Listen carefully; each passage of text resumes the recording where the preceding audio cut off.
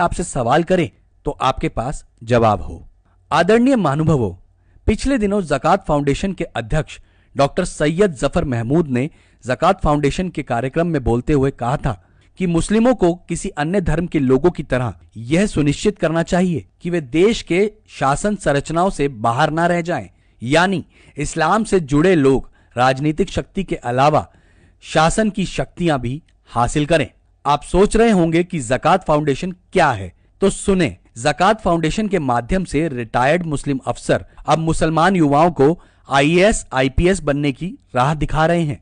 ये अफसर इस संस्था की मदद से हर साल 20 से 25 मुस्लिम युवाओं को सिविल सर्विस की परीक्षा पास करा रहे हैं। यही नहीं, अब मुस्लिम युवाओं की संख्या बढ़ाने के लिए ज़कात फाउंडेशन के अध्यक्ष डॉक्टर सैयद जफर महमूद ने जमीयत उलेमा ए हिंद की मदद से 3 एकड़ जमीन पर डासना में सर सैयद कोचिंग संस्थान के लिए नई बिल्डिंग का निर्माण शुरू कर दिया है।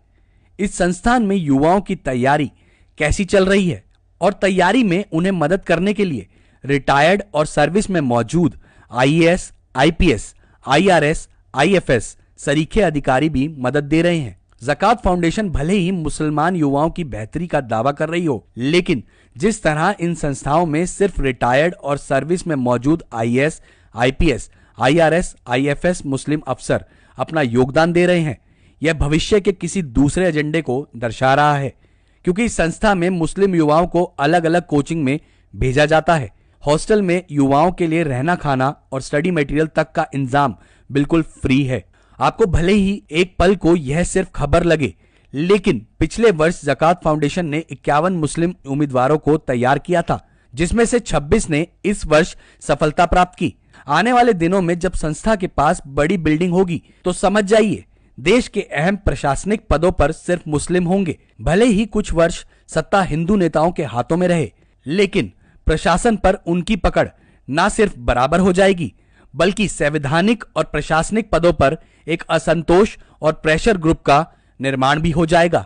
इसका आंकड़ा खुद देख लीजिए दोस्तों। वर्ष 2013, 2014, 2015 और 2016 में मुस्लिमों की संख्या क्रमशः 30, 34, 38 और 36 थी, जो साल 2017-18 में बढ़कर 50 से अधिक हो गई है।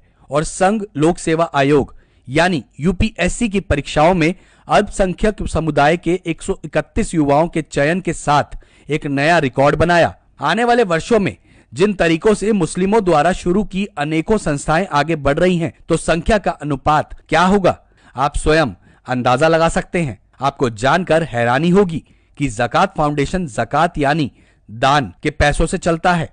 केवल ज़कात फाउंडेशन ही नहीं, इसके अलावा अल अमीन सोसाइटी बेंगलोर